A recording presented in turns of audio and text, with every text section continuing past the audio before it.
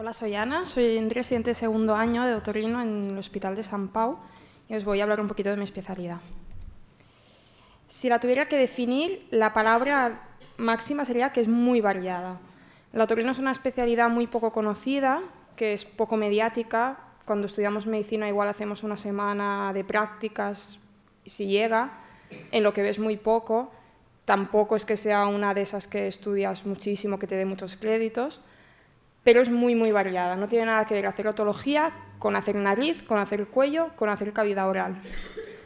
Otra cosa que diría que es médico-quirúrgica, pero de verdad, que no es más quirúrgica que médica, que es para mí 50-50. Tanto tienes mucha consulta, tienes mucha urgencia y tienes mucho quirófano. Igual te pasas 2 días a la semana en tu consulta, 2 en quirófano y 1 en urgencias, más o menos. Es realmente médico-quirúrgica. Que la patología tanto puede ser muy crónica, como pacientes postoperados de hace años de un oído o de un tumor, como puede ser aguda, que puede ser una infección que tienes que drenar en el mismo día, un absceso, o emergente, que emergente es ya, hacerlo ya y es cuestión de segundos o de minutos. Una persona que se está ahogando, que tienes que hacer una coniotomía, es ya, y tienes que tener ese punto de adrenalina y te tiene que gustar. O una epistaxis masiva, también tienes que tener ese punto de saber que vas a tener urgencias y emergencias y tienes que estar preparado para ello.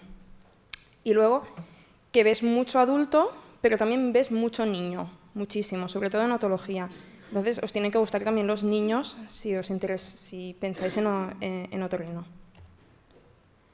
Si la tenemos que dividir en secciones, las 3 grandes son la otología, la rinología y la patología de cabeza y cuello, que incluye la laringología. También podríamos tener un cuarto apartado de pediatría, pero bueno, más o menos.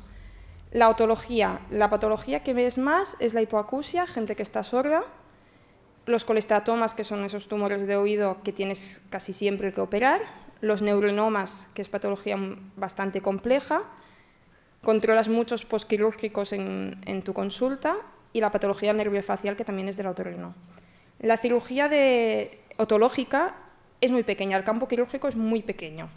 Entonces es microscópica casi siempre. Haces muchas meningoplastias, muchas timpanoplastias, haces implantes cocleares y estapedectomías, que para mí es como una parte, un plus de la otología, que es volver a dar un sentido a una persona, como puede ser el implante coclear, y es algo realmente muy bonito de esta especialidad.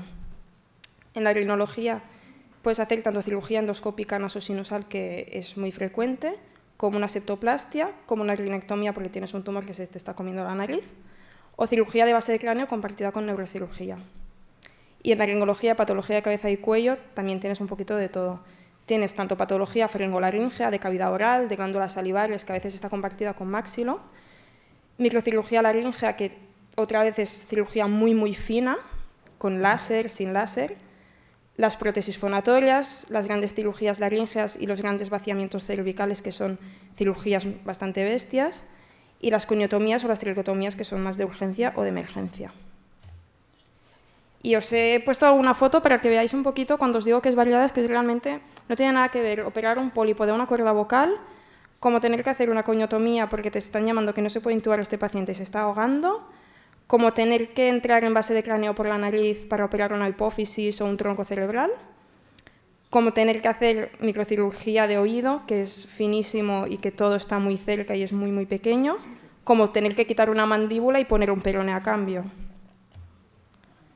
Entonces, para mí los puntos positivos, lo que he dicho, que es médico-quirúrgica. Con las fotos que os he mostrado antes, lo que quiero que veáis, yo al menos tenía la idea de otorrino que sí que es cirugía muy, muy fina, pero tampoco es de esas bestias como trauma o como cirugía general.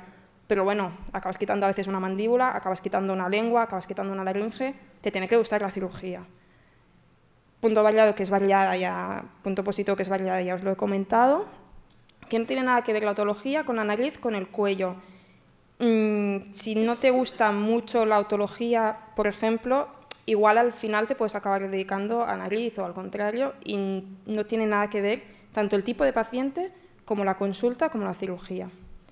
Punto positivo es que interaccionas mucho con demás especialidades: neurocirugía para la cirugía de base de cráneo, la cirugía plástica para la reconstrucción de cabeza y cuello, la cirugía maxilofacial para las glándulas salivarias, la cavidad oral, la oftalmología cuando tienes que operar la vía lagrimal, por ejemplo. La radiología, porque ningún paciente se opera sin una buena prueba de imagen y habiendo valorado muy bien este paciente. la oncología, la radiooncología para todos los pacientes tumorales, la anatomopatología, la logopedia para las disfagias, para las disfonías, evidentemente el endocrino, la cirugía general, etc. Otro punto positivo es que puedes tanto hacer la cirugía más compleja del mundo de hacer microanastomosados a nivel de cavidad oral, como puedes hacer una cirugía más fina, más estética, como puede ser el Botox, por ejemplo, o fonocirugía, que ya es más cirugía fina que te pide el paciente. Oye, tengo un pólipo y no hablo bien, pues necesito tener buena voz. Pues bueno, no tiene nada que ver. Para mí es un punto positivo el manejo instrumental y de pruebas complementarias, que es muy amplio. Tienes que saber usar un otoscopio, tienes que saber poner un fibro, un rinoscopio, un estroboscopio, usar el microscopio para el oído, saber leer un audio, una rinomanometría. En quirófano el instrumental es amplísimo. Para mí es algo positivo. Evidentemente la curva de aprendizaje es más lenta porque es muchísimo material que tienes que dominar, pero para mí te da tantas armas a la hora de tratar a un paciente que para mí es muy, muy positivo. Y otra cosa es posibilidad de no hacer guardias según cómo seáis. Si os planteáis que vosotros pues las guardias os van a encantar, pues igual para vosotros no es un punto positivo, para mí lo es la idea de cuando eres adjunto, no tener al menos guardia de presencia. Igual de localizable sí, pero no tiene nada que ver una guardia de localizable con una guardia de presencia. Y luego, puntos negativos, que al ser una especialidad médico-quirúrgica tienes poca libranza de guardias. Normalmente se suele respetar. Si tienes consulta o no sueles tener consulta, no sueles tener urgencias después de una guardia, pero es lo que comentábamos antes. Si tienes quirófano y te programan en quirófano, esa guardia no la libras. Punto negativo, que sean 4 años de residencia, que para mí se quedan muy cortos, al ser médico-quirúrgica es que 4 años de residencia, cuando máxilo son 5, cuando plástica son 5, cuando casi todas las quirúrgicas son 5, que esta sea 4, para mí se queda cortísimo.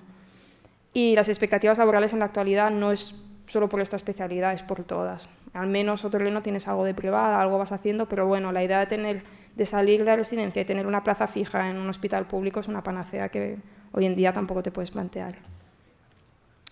Las rotaciones de la residencia, según el hospital, por ejemplo, el Clínico y Valle no rotan en demás especialidades. Bellvitge rota en cirugía general, en plástica, en maxilofacial, en neuroradiología, en urgencias, y Sant Pau vamos a cirugía general y a cirugía plástica.